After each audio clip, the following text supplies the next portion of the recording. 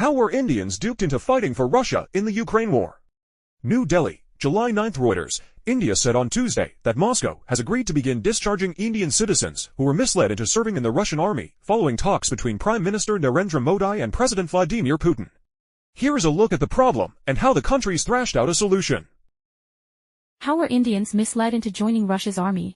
A human trafficking network extending from New Delhi in the north to the southern state of Tamil Nadu used social media platforms and local agents to lure people to Russia by offering them lucrative jobs or admission to what India's Central Bureau of Investigation, CBI, called dubious private universities.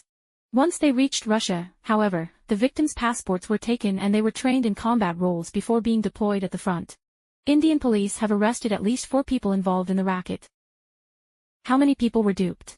The government estimates between 30 and 40 Indian citizens are currently serving in the Russian army. At least 4 Indians, including one from Modi's home state of Gujarat, have been killed in the conflict. How did India tackle the problem?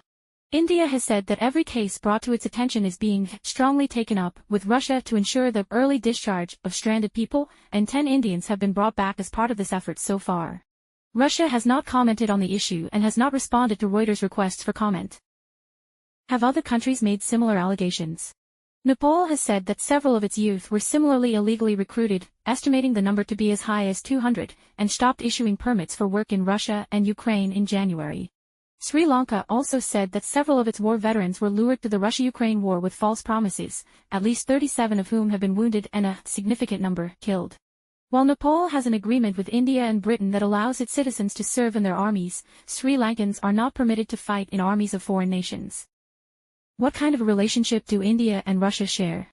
India has had a close relationship with Russia since the days of the Soviet Union and has emerged as the biggest buyer of its oil after 2022, when Europe banned Russian oil imports.